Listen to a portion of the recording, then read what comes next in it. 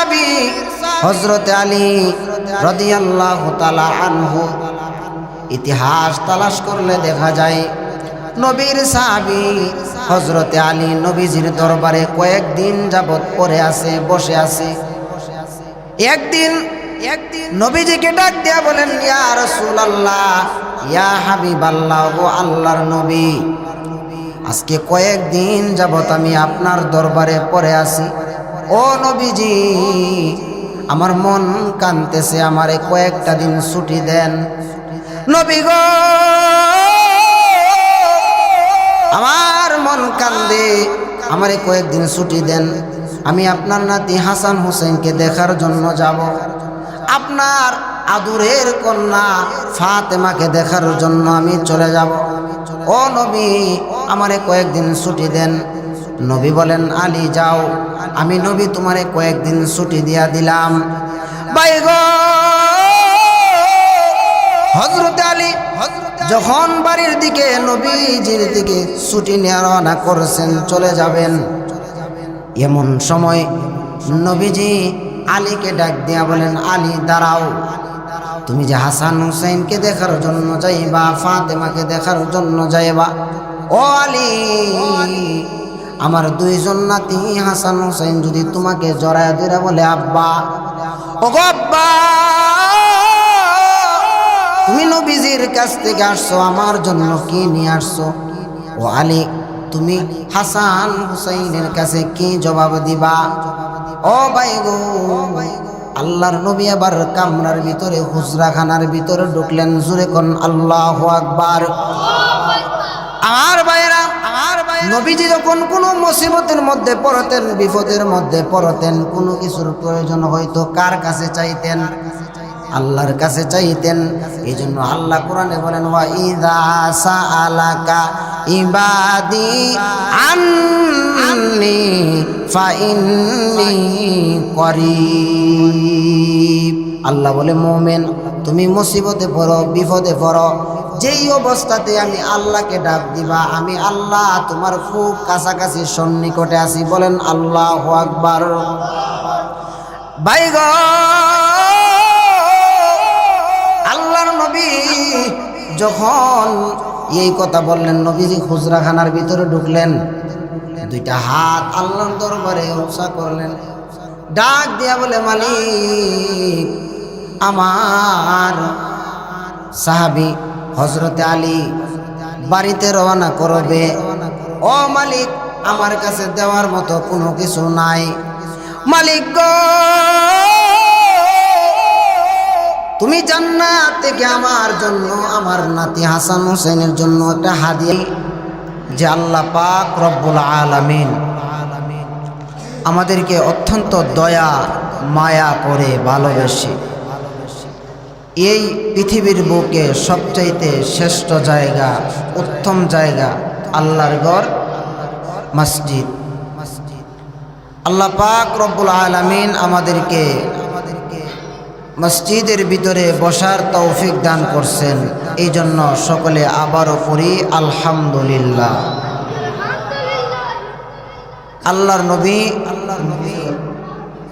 আল্লাহর নবী সাল্লাল্লাহু আলাইহি সাল্লাম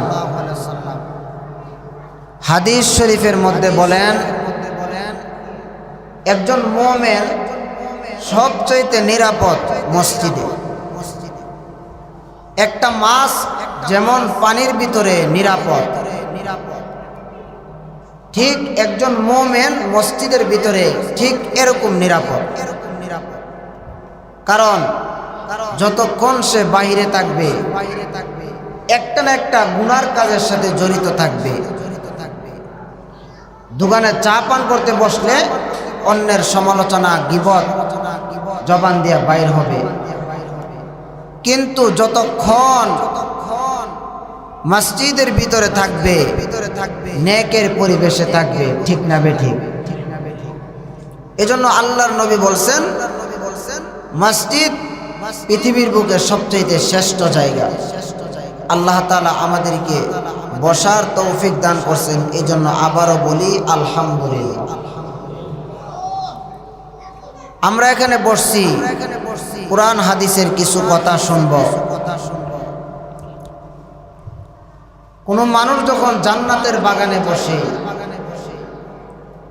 আর তার জবান খুলে পড়ে আলহামদুলিল্লাহ, আল্লাহু আকবার, সুবহানাল্লাহ, নবীজি বলেন কোন মানুষ যখন একবার জবান খুলে সুবহানাল্লাহ পড়ে, নবীজি হাদিসের মধ্যে বলেন তামলাআনে বাইনাস সামাওয়াতি ওয়াল আরদ, একবার সুবহানাল্লাহ বলার কারণে আসমান জমিনের ফাঁকা জায়গাটুকু আল্লাহ নেক দ্বারা ভরপুর করে দেয়। সুবহানাল্লাহ।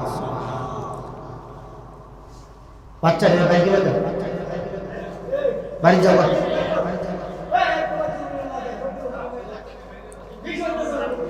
যাক এদিকে তাকান, এদিকে তাকান।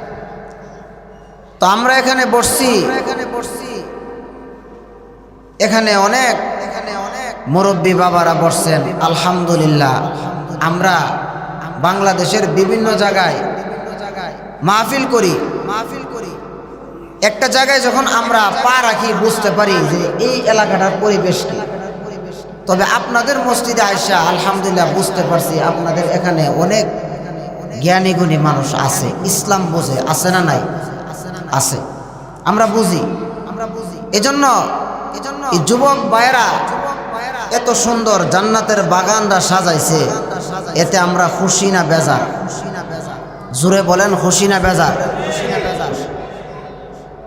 যুবক ভাইয়েরা অনেক কষ্ট করে অল্প সময়ের ভিতরে সুন্দর একটা আয়োজন করছে। এই যুবক ভাইদের মর্যাদা, যুবক ভাইদের দাম আল্লাহর দরবারে আছে না নাই? আছে। মিশকাতুল মাসাবির মধ্যে একটা হাদিস আসছে,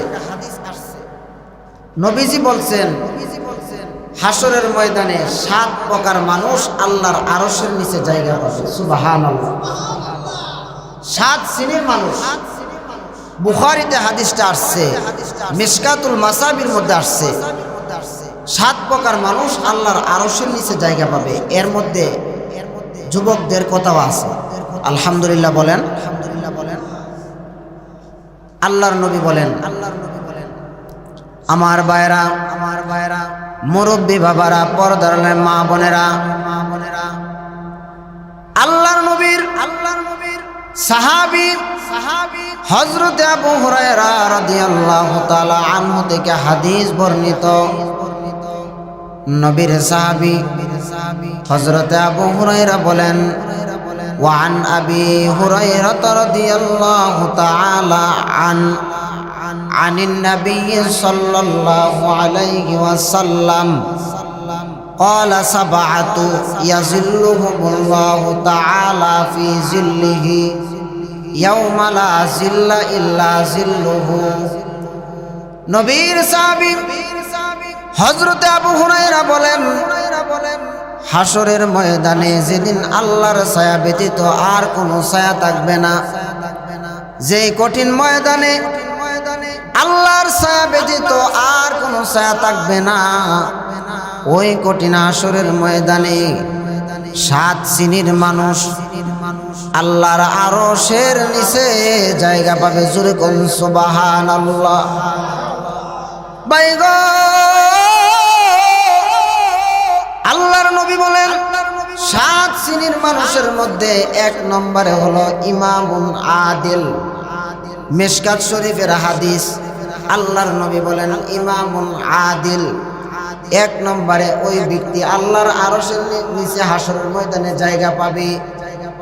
1 নম্বরে ওই ব্যক্তি, যেই মানুষটা, যেই ব্যক্তিটা, যেই নেতা, যেই বিচারপতি ইমামুন আদিল, ন্যায় পরায়ণ ছিল, ন্যায় পরায়ণ বাদশাহ, যিনি 70টা মানুষের সামনে তুলে ধরে, আল্লাহর নবী বলেন হাসরের ময়দানে ন্যায় পরায়ণ বাদশাহ আল্লাহর আরশের নিচে জায়গা পাবে। জোরে কোন সুবহানাল্লাহ।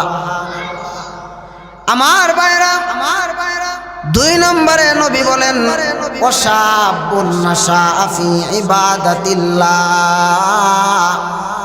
2 নম্বরে কিয়ামতের ময়দানে আল্লাহর আরশের নিচে জায়গা পাবে যেই কঠিন ময়দানে আল্লাহর আরশের ছায়া ব্যতীত আর কোনো ছায়া থাকবে না, ওই কঠিন ময়দানে ওই যুবক আল্লাহর আরশের নিচে জায়গা পাবে। যেই যুবক যৌবন কালটা ইবাদতে কাটাইছে। সুবহানাল্লাহ, জোরে বলেন সুবহানাল্লাহ।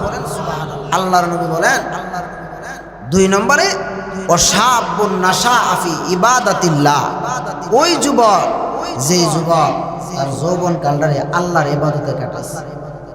যৌবন কালের দাম কম না বেশি? যৌবন শক্তিতে আছে।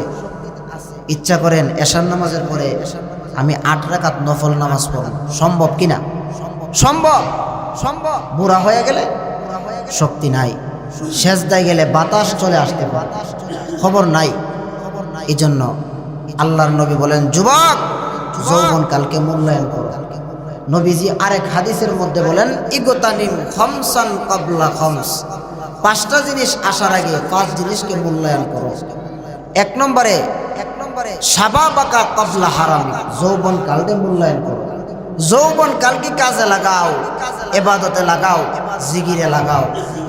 এই জন্য আল্লাহর নবী মিশকাতুল মাসাবির মধ্যে বলেন 2 নম্বরে ওই যুবক আল্লাহর আরশের নিচে জায়গা পাবে যেই যুবক তার যৌবন কালটাকে ইবাদতের মধ্যে কাটাইছে। সুবহানাল্লাহ। এরপরে নবীজি বলেন ওয়ারাজুলুন কলবুহু মুআল্লাকুন বিল মাসাজিদ, 3 নম্বরে ওই মুসল্লি, ওই যুবক, ওই পুরুষ ওয়ারাজুলুন কলবুহু মুআল্লাকুন বিল মাসাজিদ, যার মনটা সব সময় মসজিদের মধ্যে পড়ে থাকে।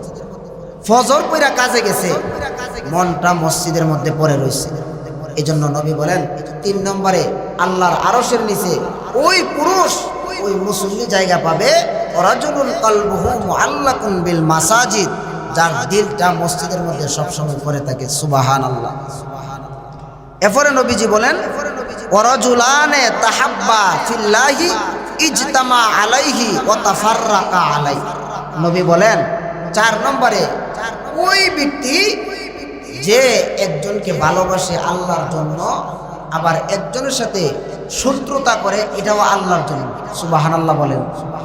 নবীজি আরেক হাদিসের মধ্যে বলেন মান আহাব্বা লিল্লাহ ওয়া আবগাদা লিল্লাহ ওয়া আ'তা লিল্লাহ ওয়া মানা'a লিল্লাহ ফাকাদ ইসতাকমালাল ঈমান। নবী বলেন মুমিন একজনকে ভালোবাসবে আল্লাহর জন্য, দান করবে আল্লাহর জন্য, একজনের সাথে দুশমনি করবে এটাও আল্লাহর জন্য। অনেকে বলবে হুজুর দুশমনি এটা আবার আল্লাহর জন্য কেমনে হয়? যার ভিতরে দিন নাই তার সাথে সম্পর্ক রাখলে আমি গুমরা হয়ে যাব, সম্পর্ক রাখা যাইব? রাখা যাবে। এই জন্য নবী বলেন ওই ব্যক্তি আল্লাহর আরশের নিচে হাশরের ময়দানে জায়গা পাবে যেই ব্যক্তি একজনকে ভালোবাসে আল্লাহর জন্য, আবার তার সাথে সম্পর্ক পৃথক করে, এটাও আল্লাহর জন্য। এরপরে নবীজি বলেন ওয়ারাজুলুন যাকারাল্লাহ খালিয়ান ফাফাদাত আইনা। নবী বলেন ওই ব্যক্তি আল্লাহর আরশের নিচে জায়গা পাবে যেই ব্যক্তিটা নির্জনে বসে আল্লাহর ইবাদত করে। সুবহানাল্লাহ বলবেন না? শেষ রাত্রে তাহাজ্জুদের সময়টা চোখের পানি ছেড়ে কান্দে আল্লাহর দরবারে। নবী বলেন ওই ব্যক্তিটা আল্লাহর আরশের নিচে জায়গা পাবে। সুবহানাল্লাহ। এরপরে নবী বলেন ওয়ারাজুলুন দাআতহু ইমরাআতা যাতা মানসাবিন ওয়া জামালিন ফাকালা ইন্নী আখাফুল্লাহ। ওই যুবক আল্লাহর আরশের নিচে জায়গা পাবে যেই যুবককে একজন সুন্দরী নারী জিনার জন্য ডাকে, আহ্বান করে, আর সে বলে ইন্নী আখাফুল্লাহ, আমি আল্লাহকে ভয় করি। নবীজি বলেন মিশকাত শরীফে হাশরের ময়দানে ওই যুবক আল্লাহর আরশের নিচে জায়গা পাবে। সুবহানাল্লাহ। এরপরে নবীজি বলেন আল্লাহর আরশের নিচে কে জায়গা পাবে? ওয়ারাজুলুন তাসাদ্দাকা বিসাদাকাতিন ফাআখফাহা হাত্তা লা তা'লাম শিমালুহু মা তুনফিকু ইয়ামিনুহু। নবীজি বলেন আল্লাহর আরশের নিচে 7 নম্বরে ওই ব্যক্তি জায়গা পাবে যেই ব্যক্তি দান করছে নীরবে, ডান হাতে দান করছে, বাম হাতও টের পায় নাই, এত নীরবে দান করছে। নবীজি বলেন ওই ব্যক্তি হাশরের ময়দানে আল্লাহর আরশের নিচে জায়গা পাবে। জোরে কোন সুবহানাল্লাহ। এই জন্য যুবকদের মর্যাদা আল্লাহর দরবারে আছে না নাই? এই হাদিস থেকে একটা কথা বুঝতে পারছি, যে সমস্ত যুবকরা তার যৌবন কালটাকে ইবাদতে কাটাইবে, আল্লাহ তাআলা হাশরের ময়দানে আল্লাহর আরশের নিচে তাকে জায়গা দান করবে। সুবহানাল্লাহ। ভাইরা আমার, আমি আপনাদের সামনে কোরআনে কারীম সূরাতুল বাকারা থেকে কয়েকটি আয়াতে কারিমা তেলাওয়াত করছি। আল্লাহ পাক রব্বুল আলামিন এই আয়াতের মধ্যে মুমিনদেরকে বলতেছেন, ও দুনিয়ার মুমিনেরা, আমি আল্লাহ তোমাদেরকে 5টা জিনিস দিয়া পরীক্ষা করব। সূরাতুল বাকারার মধ্যে আল্লাহ বলেন, মুমিনদেরকে আমি 5টা জিনিস দিয়া পরীক্ষা করব। কয়টা জিনিস? 5টা জিনিস আল্লাহ পরীক্ষা করবে। আল্লাহ কেন পরীক্ষা করবে? তাফসিরে ইবনে কাসিরের মধ্যে আসছে কয়েকটা কারণে আল্লাহ মানুষকে পরীক্ষা করে। এক নম্বরে তার ঈমানকে যাচাই বাছাই করার জন্য আল্লাহ পরীক্ষা করে। সে বিপদে পড়ে আল্লাহর উপরে ধৈর্য ধারণ করলো নাকি আল্লাহকে গালি দিল, এমন মানুষ সমাজে আছে না না? বিপদে পড়লে আল্লাহকে গালি দেয়, ও খুদা খালি আমারই দেখছে, পাশের বাড়ির অমুক ব্যক্তি ক্ষেত দান করছে, কত সুন্দর ফসল, আমি কোনো ক্ষতি করি না, কারো কাঁচা লাইলের মধ্যে জীবনে পাড়া দেয় নাই, আমার উপরে এত মুসিবত, খুদাই খালি আমারই দেখছে। জুড়ে বলেন নাউজুবিল্লাহ। আল্লাহ বলেন, আমি মানুষকে মুসিবত দিয়া পরীক্ষা করি তার ঈমানকে যাচাই করার জন্য।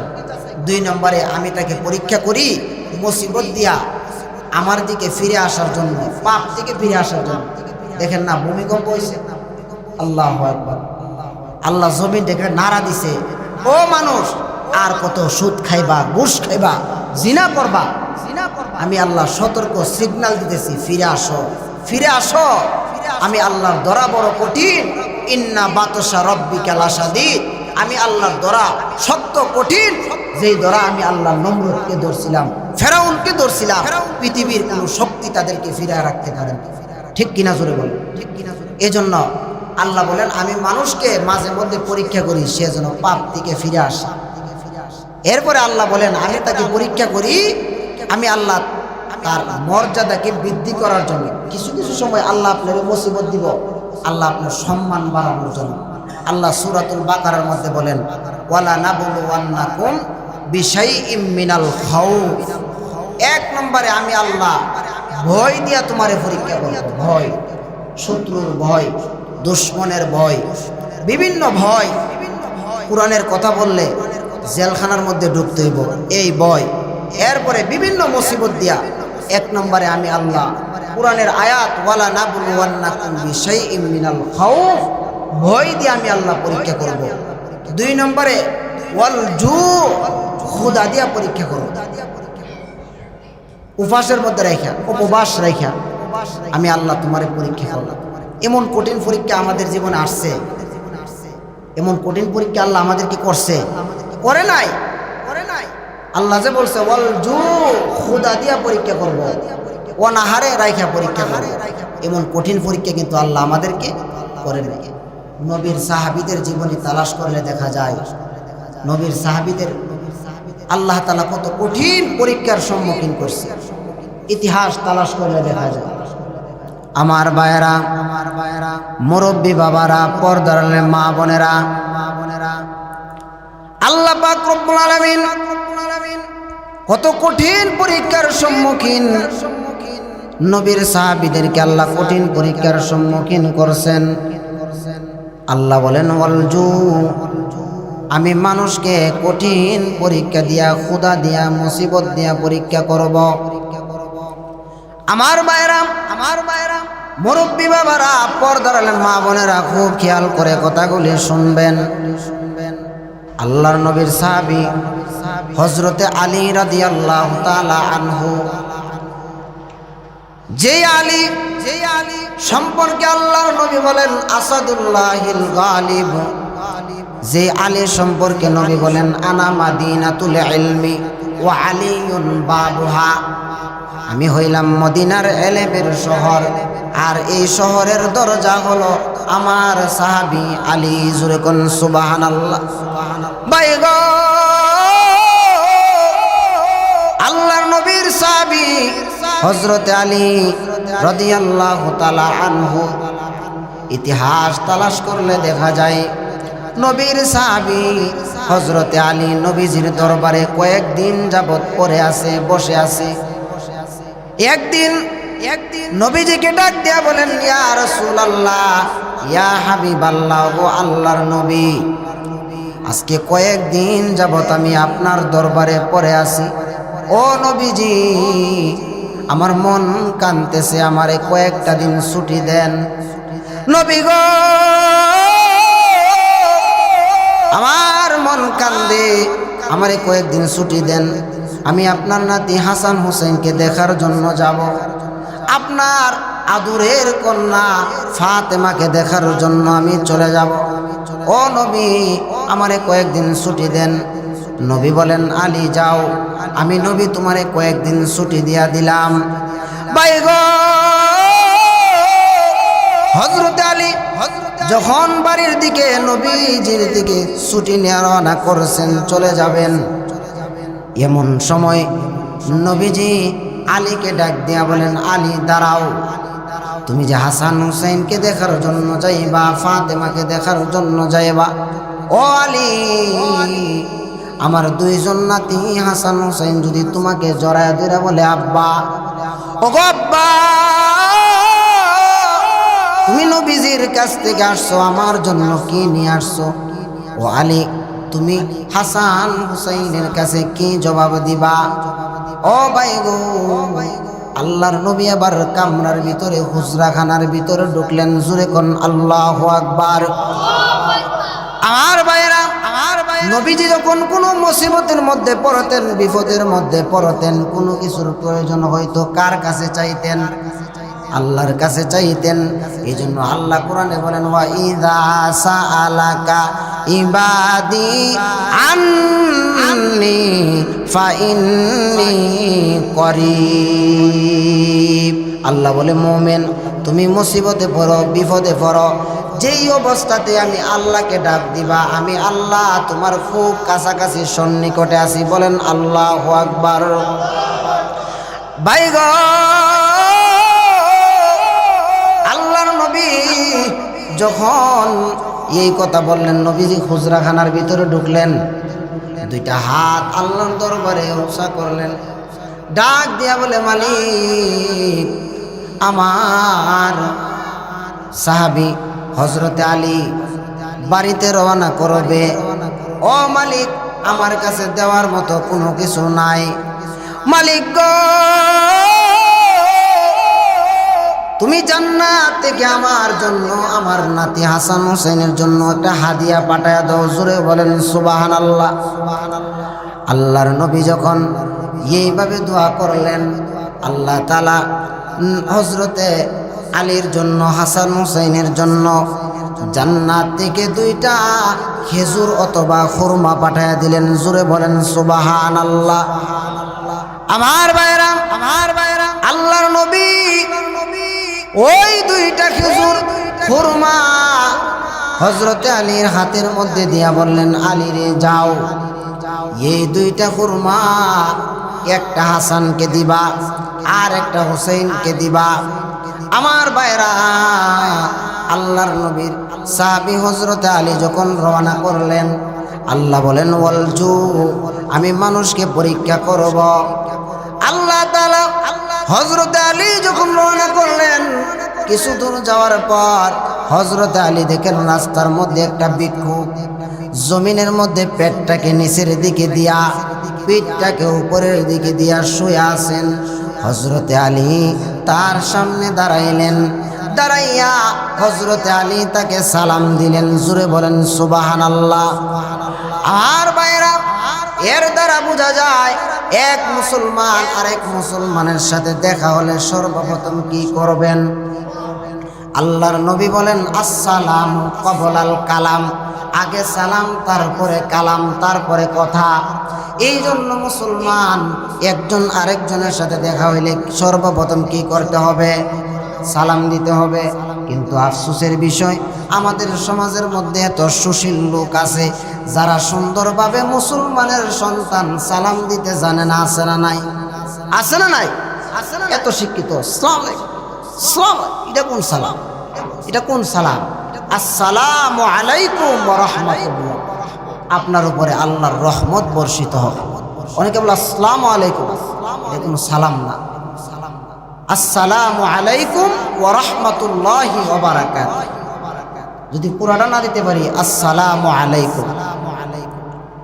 আল্লাহর নবীর সাহাবী হযরত আলী ওই ভিক্ষুকের সামনে দাঁড়াইয়া সালাম দিলেন, আসসালামু আলাইকুম। কোনো জবাব নাই। হযরত আলী আবার সালাম দিলেন, আসসালামু আলাইকুম। কোনো জবাব নাই।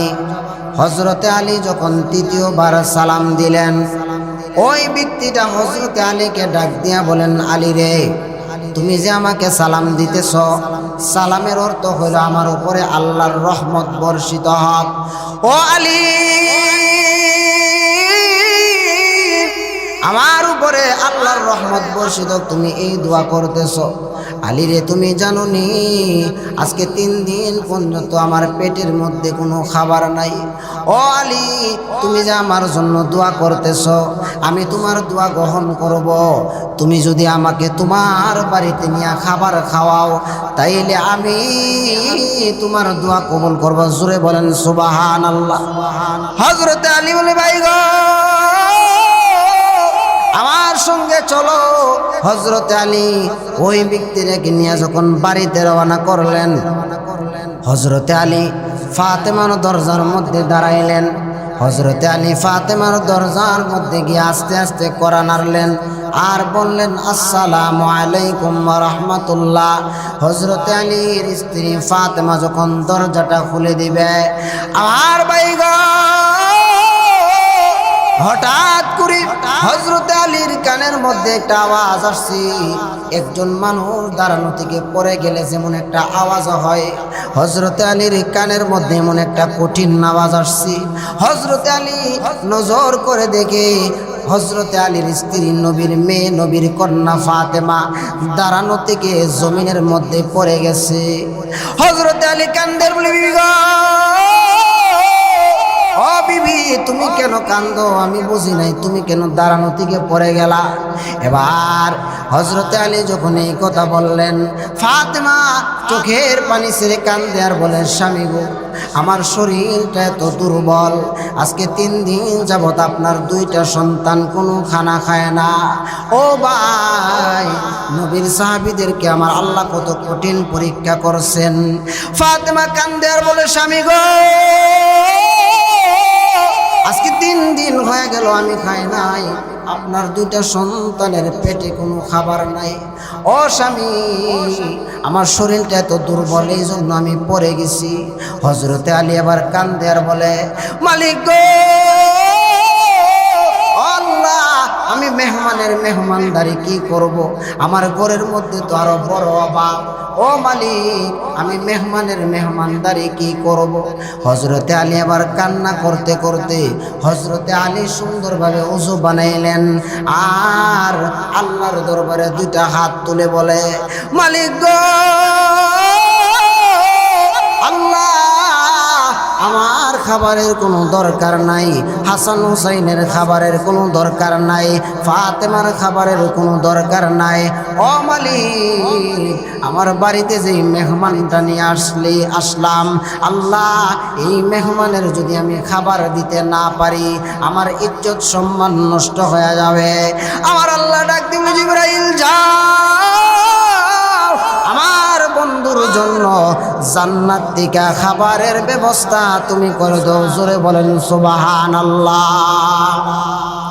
আমার ভাইরা, আল্লাহ পাক রব্বুল আলামিন জান্নাত থেকে খাবারের ব্যবস্থা করে দিলেন। এই ক্ষমতা আল্লাহর আছে না নাই? কুরআন খুলে দেখবেন, বনি ইসরাইলের মধ্যে বনি ইসরাইল একটা জাতি ছিল, যাদেরকে আল্লাহ জান্নাত থেকে খাবার দিত। কুরআনের মধ্যে আছে, মান্না ওয়া সালওয়া মিন বাকলিহা ওয়া কিসাইহা ওয়া ফুমিহা ওয়া আদাসিহা ওয়া বাসালিহা। তাদেরকে আল্লাহ জান্নাত থেকে সব রকমের খাবার পাঠায়া দিত। ভাই গো, জান্নাতি খাবার পাওয়ার পর তারা আল্লাহর নিয়ামতের শুকরিয়া আদায় করে না, এই জন্য আল্লাহ তাদের কাছ থেকে খাবার ছিনে নিছে। আমার ভাইরা, নবীর সাহাবী হযরত আলীর জন্য জান্নাত থেকে খাবার আসছে, আর জানা দিলেন আলী এই খাবার শুধু মেহমানের জন্য। ও আলী, এই খাবার তোমার স্ত্রী ফাতেমার জন্য না, হাসান হুসাইনের জন্য না, এই খাবারটা শুধুমাত্র মেহমানের জন্য আমি আল্লাহ পাঠিয়ে দিলাম। সুবহানাল্লাহ। আমার ভাইরা, এত কঠিন পরীক্ষা, আল্লাহ বলেন ও মোমেন আমি তোমারে 5টা জিনিস দিয়া পরীক্ষা করব। এর মধ্যে একটা হলো খাউফ, ভয় দিয়া, 2 নম্বরে জু, ক্ষুধা দিয়া, অনাহারে রেখে আমি তোমারে পরীক্ষা করব। হযরত আলী যখন জান্নাত থেকে খাবার আসলো, এবার হযরত আলী যখন মেহমানের জন্য খাবার প্রস্তুত করবেন, হাসান হুসাইন একজন এক ভাই আরেক ভাইকে ডাক দিয়ে বলে, ভাইরে আমার মনে হয় বাবা আমাদের জন্য খাবারের ব্যবস্থা করছে। জোরে বলেন সুবহানাল্লাহ। হযরত হাসান বাবার কাছে গিয়া বলেন, বাবা আজকে 3 দিন যাবত কোনো খাবার খায় না। ও বাবা দেখো পেটটা পিঠের সাথে লেগে গেছে। বাবা গো আমার জন্য একটু খাবার দাও। আলী বলেন, ও হাসান এই খাবার তোমার জন্য না, এই খাবার হলো মেহমানের জন্য, এই খাবার আমার আল্লাহ তোমার জন্য দেই নাই। জোরে বলেন সুবহানাল্লাহ। হাসান চলে গেলেন। হুসাইন ডাক দিয়া বলে, ভাই তুমি বাবার কাছ থেকে খাবার আনতে পারো নাই, আমি যদি যাই বাবার কাছ থেকে খাবার না নিয়ে আসবো না। হুসাইন হযরত আলীর কাছে গিয়া করুণ স্বরে কান্দে আর বলে, বাবা ও বাবা আজকে 3 দিন হয়ে গেল পেটের মধ্যে কোনো খাবার নাই। বাবা গো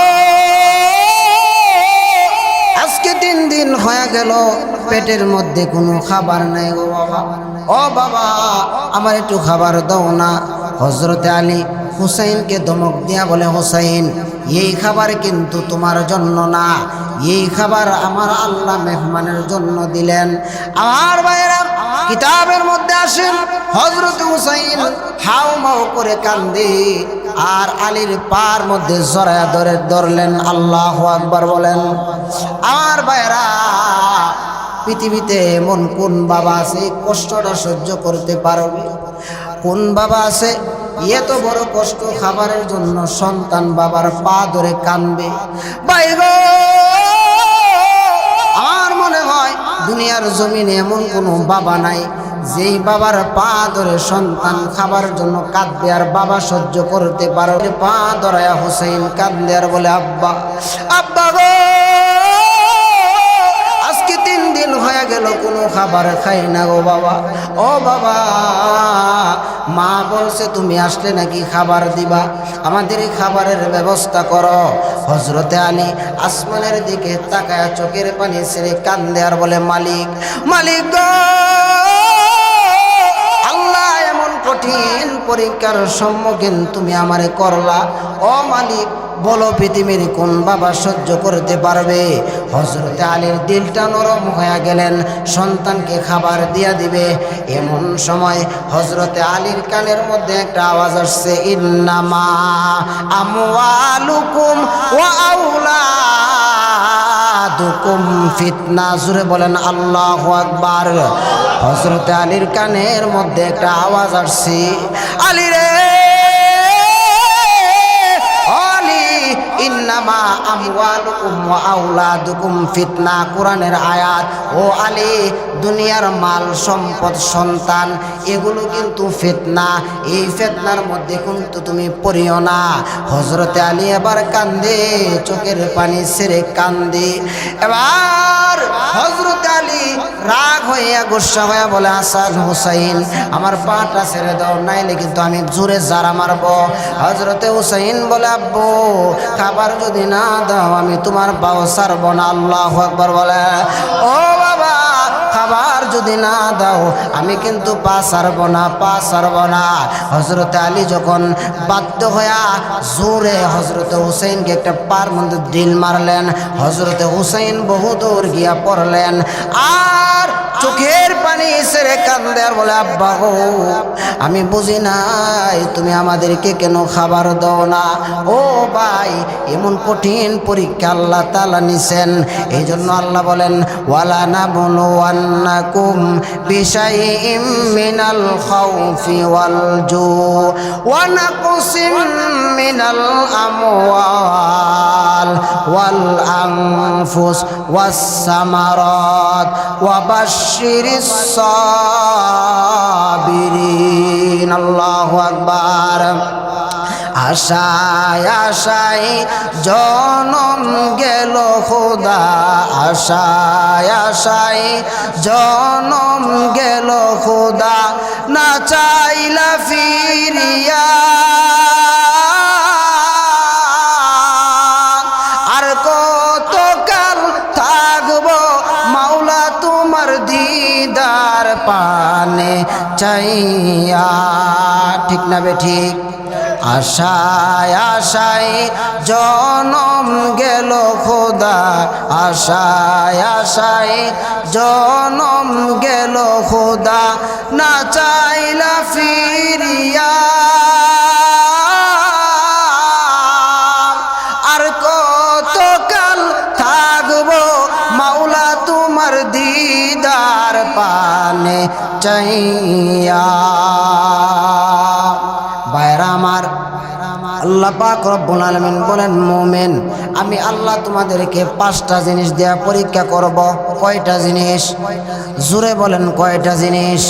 1 নম্বরে ওয়ালা নাবলুওয়ান্নাকুম বিশাইইম মিনাল খাউফ, 1 নম্বরে আমি আল্লাহ ভয় দিয়া পরীক্ষা করব। 2 নম্বরে ওয়াল জু, ক্ষুধা দিয়া পরীক্ষা করব, অনাহারে রাখা। ও ভাইরা, অনাহারে রাখা আল্লাহ কেমনে পরীক্ষা করবে? আমাদের দেশের অনেক আলেমরা জেলখানার মধ্যে বন্দি ছিল, ছিল কি ছিল না? বাইরে অনেক আলেমের কাহিনী শুনেছি, 2 দিন 3 দিন অনাহারে রাখছি, এরপরে সাহারির সময় সাহারি খাইতে দেয় নাই, এরপরে অনাহারে রেখে রিমান্ডের মধ্যে ঝুলায়া মার দিছি। আল্লাহ বলেন, আমি আল্লাহ ইন্না বাতশা রাব্বিকা লাশাদীদ, আমি আল্লাহ যখন ধরব, আমি আল্লাহর ধরা বড় শক্ত বড় কঠিন। জোরে বলেন ঠিক না বেঠিক? আল্লাহ বলেন ওয়াল জু, আমি আল্লাহ ক্ষুধা দিয়া অনাহারে রাখা তোমারে পরীক্ষা করব। 3 নম্বরে আল্লাহ বলেন ওয়া নাকসিম মিনাল আমওয়াল, আল্লাহ বলেন ওয়া নাকসিম মিনাল আমওয়াল, আমি আল্লাহ তোমারে পরীক্ষা করব তোমার মালের মধ্যে ঘাটতি দিয়া, সম্পদের মধ্যে ঘাটতি দিয়া, ব্যবসার মধ্যে লস দিয়া। ওয়া নাকসিম মিনাল আমওয়াল, কোরআনের আয়াত। এই ব্যবসার মধ্যে ঘাটতি দিয়া, ব্যবসার মধ্যে লস দিয়া, পুষ্কুনিতে মাছ ছাড়বেন, মরে যাবে। আল্লাহর পরীক্ষা, ধৈর্য ধারণ করতে হবে। ফসল করবেন, মায়ের যাবে, ধৈর্য ধারণ করতে হবে। আল্লাহকে গালি দেওয়া যাবে না, আল্লাহর উপরে নারাজ হওয়া যাবে না। আল্লাহ খালি আমারই দেখছে, এই কথা বলা যাবে না। এরপরে আল্লাহ বলেন ওয়া নাকসিম মিনাল আমওয়ালি ওয়াল আনফুস, ওয়াল আনফুস, তোমার জানের উপরে মুসিবত দিব, রোগ দিব। রোগের মধ্যে রাখা আমি আল্লাহ বিছানার মধ্যে রাখা দীর্ঘদিন তোমাকে অসুস্থতা দিয়ে রাখবো। আল্লাহ বলেন ওয়াল আনফুস, তোমাকে অসুস্থতা দান করব। যে অসুস্থতা রোগ আল্লাহ তাআলা অনেক নবীদেরকে দিছে, দেয় কি দেয় নাই? ইতিহাস তালাশ করলে দেখা যায় হযরতে আইয়ুব আলাইহিস সালাম, কোরআনে ঘটনা আছে, কোরআনে আছে না নাই? হযরত আইয়ুব আলাইহিস সালামকে দীর্ঘদিন কিরাই খাইলো, আল্লাহ তাআলা ধন সম্পদ সব নিয়ে গেল। ইবলিস বলে, আল্লাহ তোমার আইয়ুব তোমারে কেন ডাকে তুমি জানো? বলে কেন ডাকে? তোমার আইয়ুব তোমারে ডাকে তার ধন সম্পদের কারণে, এত ধন সম্পদ তুমি তারে দান করছো, এই জন্য সে তোমাকে ডাকে। আল্লাহ বলে না, আমার আইয়ুব আসলেই আমাকে ভালোবাসে। অনেক মানুষ আছে, অনেক টাকা পয়সার মালিক, ইবাদতে আমাদের চাইতে আরো আগানো আছে না নাই? একটা উদাহরণ দিই, ব্রাহ্মণবাড়িয়া জেলার একটা জায়গা আছে বিদেশ্বর, চিনেননি? গ্রাম, ওই এলাকাতে একজন লোক আছে, মিডিয়াতে যাইতেছে, মুনায়েম খান, চিনেন কি চিনেন না? আল্লাহু আকবার। ওনারে একদিন দেখার জন্য আমরা দুইজন গেছি আসরের নামাজের সময়। ওনারে আল্লাহ এত সম্পদ দিছে, মাদ্রাসার মধ্যে, ওনার মাদ্রাসার মধ্যে খাবার, একটা রুমের ভিতরে ভাত উষা করে এরকম খাইতেছে সবাই। আল্লাহ ওনারে দিছে, উনি দানও করে। আল্লাহ ওনারে যেমন দিছে এমন মনও দিছে, আলহামদুলিল্লাহ। উনি আসরের নামাজের সময় আমি ওনার কাছে গেছি, উনি নামাজ পড়ে আসরের নামাজ। আমরা কি নামাজ পড়ি? একটা সেজদা দেয়, বিশ্বাস করবেন 5 মিনিট। আলহামদুলিল্লাহ, আলহামদুলিল্লাহ। আমরা একজন হুজুর আরেকজন, উনারে আল্লাহ দিবে না তো দিবে কারে? উনারে আল্লাহ দিত না তো দিবে কারে? এত বড় সেজদা। এই জন্য আল্লাহ বলেন ফাজকুরুনি আযকুরুকুম, তোমরা আমাকে স্মরণ করো আমিও তোমাদেরকে স্মরণ করব। এই জন্য হ্যাঁ, আল্লাহু আকবার। আল্লাহ ওনাকে এত সম্পদের মালিক বানাইছে। মোনায়েম খান, ওনার ইবাদত, ওনার নামাজ এত সুন্দর, আল্লাহু আকবার। তো যেই কথা বলতেছিলাম, আল্লাহ তাআলা মালের মধ্যে ঘাটতি দিয়া অনেক সময় আপনাকে পরীক্ষা করবে। আমার ভাইরা, হযরতে আইয়ুব আলাইহিস সালামকে আল্লাহ তাআলা দীর্ঘদিন পোকার খাবার বানাইছে। হযরতে আইয়ুব আলাইহিস সালাম, কুরআনে ঘটনা আছে, হযরতে আইয়ুব আলাইহিস সালামকে আমার আল্লাহ দীর্ঘদিন পোকার খাবার বানায় রাখলেন। হযরতে আইয়ুবের 4 জন বিবি ছিলেন। 4 জন বিবির মধ্যে হযরতে আইয়ুব আলাইহিস সালামকে যখন আল্লাহ কঠিন পরীক্ষার মধ্যে ফালাইলেন, 3 জন বিবি হযরতে আইয়ুব নবীর ছেড়ে চলে গেছেন। একজন বিবি আইয়ুব নবীর সঙ্গে ছিলেন, যার নাম হলো রহিমা। আমার ভাই গো, ইবলিস আল্লাহর কাছে গিয়া বলেন, রব্বুল আলামিন, আল্লাহ তোমার আইয়ুব তোমার এত কেন ডাকে, তোমার ইবাদত কেন করে জানো নেই? আল্লাহ বলেন, কেন ডাকে আইয়ুব তুমি বলো। ইবলিস ডাক দিয়া বলেন, ও আল্লাহ, আইয়ুব তোমার এত ইবাদত করে কেন জানো নি? আইয়ুবের তুমি এত সম্পদ দিছ, ধন দিছ, মাল দিছ, মালিক গো আল্লাহ, এই জন্য আইয়ুব তোমারে ডাকে। আল্লাহ বলেন, না না, আমার আইয়ুব মন থেকে আমাকে ভালোবাসে। জোরে বলেন সুবহানাল্লাহ। আমার ভাইরা, ইবলিস ডাক দিয়া বলে, আল্লাহ আইয়ুবের পরীক্ষা করবা, আমারে ক্ষমতা দাও, আমি আইয়ুবের মালের উপরে, আইয়ুবের জানের উপরে, আইয়ুবের সম্পদের উপরে আমি যেন হস্তক্ষেপ করতে পারি। আল্লাহ বলে, ইবলিস আমি তোরে ক্ষমতা দিয়া দিলাম, ক্ষমতা দিয়া দিলাম। আমার ভাইরা, ইবলিস হযরত আইয়ুব আলাইহিস সালামের 10 জন সন্তান ছিল, মতান্তরে 11 জন হতে পারে। ইবলিস হযরতে আইয়ুব নবীর সবগুলা সন্তানকে একসাথে শেষ করে দিলেন। জোরে বলেন নাউজুবিল্লাহ। হযরতে আইয়ুব নবীর কাছে খবর গেল, ও আল্লাহর পয়গম্বর আইয়ুব, তোমার 10 জন 11 জন সন্তান সব শেষ হয়ে গেল। আইয়ুব তোমার সব সন্তান শেষ হয়ে গেছে। আইয়ুব নবী বলে, আলহামদুলিল্লাহ। জোরে বলেন আলহামদুলিল্লাহ। আপনি আমার মাল সম্পদ যদি নষ্ট হয়ে যায়, আল্লাহ যদি নিয়ে যায়, ধৈর্য হারা হব না, আল্লাহকে গালি দিব না, বলবো আলহামদুলিল্লাহ, আল্লাহর মাল আল্লাহ নিয়ে গেছি। আমার ভাইরা, হযরত আইয়ুব বলেন আলহামদুলিল্লাহ। ইতিহাস তালাশ করলে দেখা যায়, কোরআনে ঘটনা আছে, হযরতে আইয়ুব নবীকে যখন এইভাবে দুর্বল করতে পারে না, এবার ইবলিস আইয়ুব নবীর 100 ফলের বাগান ছিল, বড় বড় অনেকগুলা ইমারত ছিল, বাড়ি ছিল। ইবলিস আইয়ুব নবীর সবগুলা ফলের বাগান, তার সবগুলা বাড়ির মধ্যে আগুন ধরায় দিল, ধ্বংস করে দিল। জোরে বলেন নাউজুবিল্লাহ। আর ভাইরা, হযরত আইয়ুব নবীর সব যখন শেষ হয়ে গেলেন, এবার আইয়ুব নবীর কাছে খবর গেলেন, আইয়ুব পয়গম্বর আপনার ধন সম্পদ সব শেষ হয়ে গেলেন। আইয়ুব নবী বলেন আলহামদুলিল্লাহ। বাইগো, এবার যখন হযরত আইয়ুব নবীকে এইভাবে দুর্বল করতে পারে না, এবার হযরতে আইয়ুব আলাইহিস সালামের শরীরের মধ্যে আক্রমণ করলেন। আক্রমণ করার কারণে আইয়ুব আলাইহিস সালামের শরীরের মধ্যে পোকা ধরতে আরম্ভ করলেন। পোকা ধরতে ধরতে আইয়ুব নবীর পুরা শরীরটা জর্জরিত হয়ে গেল, পুরা শরীরটা পোকা ধরে গেল। সমাজের মানুষগুলা ডাক দিয়ে বলে, আইয়ুবকে সমাজে রাখা যাবে না। কেন রাখা যাবে না? বলে আইয়ুব কোনো নবী না, যদি নবী হইতো আল্লাহ তাকে কঠিন মুসিবতে ফেলাইতো না। আইয়ুব নবীকে অনেক দূরে জঙ্গলার মধ্যে রেখে দিয়ে আসলো। আইয়ুব নবীর 3 জন বিবি চলে গেল। আইয়ুব নবীর পুরা শরীর পোকায় জর্জরিত হয়ে গেল। আইয়ুব নবীর শরীর থেকে পোকাটা জমিনের মধ্যে পড়ে যায়। আইয়ুব নবী পোকাটারে আবার তুলে এবার শরীরের মধ্যে দেয়, আর ডাক দেয়া বলে, ও মাখলুক, আল্লাহ তোমারে বানাইছে আমাকে খাওয়ার জন্য, খাও। আল্লাহু আকবার। আর ভাই গো, একদিন হযরত আইয়ুব নবীর শরীরের মধ্যে পোকা ধরতে ধরতে একটা পোকা যখন আইয়ুব নবীর জিহ্বার মধ্যে লেগে গেল, আইয়ুব নবী আবার কান্না করতে আরম্ভ করলেন। আর ডাক দিয়া বলেন, মালিক গো, আল্লাহ আমার পুরা শরীর পোকা খাইছে, আমার মনে কোনো কষ্ট নাই। ও মালিক, আমার জিহ্বার মধ্যে এখন পোকা ধরে গেছে। আল্লাহ গো,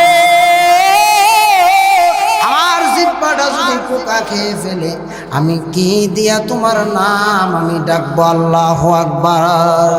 আমার ভাইরা, হযরত আইয়ুব যখন এই কথা বললেন, আল্লাহ কোরআনে বলেন, ওয়া আইয়ুবা ইজনাদা রাব্বাহু আন্নী মাসানিয়াদ-দুর ওয়া আনতা আরহামুর রাহিমিন।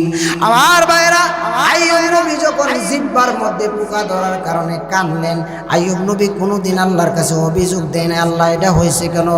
যখন জিহ্বার মধ্যে পোকা লাগলো, আইয়ুব নবী কান্দে আর বলে, আল্লাহ আমার জিহ্বা খাইলে আমি তোমারে কেমনে ডাকবো?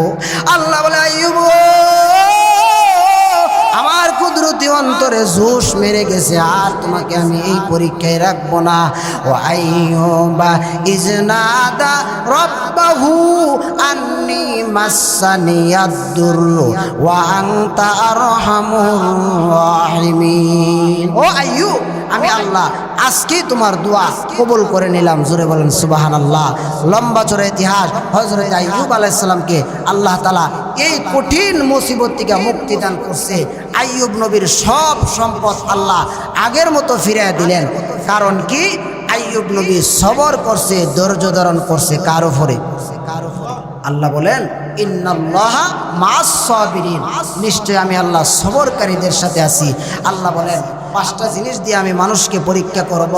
খাউফ, ভয় দিয়া, ওয়াল জু, ক্ষুধা দিয়া, ওয়া নাকসিম মিনাল আমওয়াল, মালের উপরে মুসিবত দিয়া, ওয়াল আনফুস, জানের উপরে মুসিবত দিয়া, রোগ দিয়া, ওয়াস সামারাত, ফল ফলাদি দিয়া। গাছের মধ্যে ফল হবে না, ফল দিয়া আমি আল্লাহ ওয়াস সামারাত তোমারে পরীক্ষা করব। এই 5টা জিনিস দিয়া পরীক্ষা করব। এই পরীক্ষার মধ্যে যদি তুমি পাস করতে চাও, অবশ্যই সাবিরিন, ধৈর্য ধারণ করতে হবে। ঠিক না বেঠিক? এই জন্য যত মুসিবতে পড়ি ধৈর্য ধারণ করব, সবর করব। কার উপরে? আল্লাহ। এই জন্য ভাইরা আমার, যতটুকু সময় আলোচনা করলাম, ভাঙ্গাচোরা আলোচনা। আসলে ইকরাম ভাই আমার বন্ধু মানুষ, আলহামদুলিল্লাহ। গতকালকে মাহফিল করছি ময়মনসিং, এরপরে আল্লাহ পাক প্রত্যেক দিন মাহফিল করাইতেছে। উনি আমার বন্ধু মানুষ, আমি মাহফিলে বয়ান করি, যেভাবে মাহফিলে বয়ান করি এভাবে বয়ান করছি। হয়তো অনেকে ইসলাহি মাহফিল। যাই হোক, আল্লাহ তাআলা আমাদের সকলকে কবুল করুক, বলেন আমিন। আল্লাহ তাআলা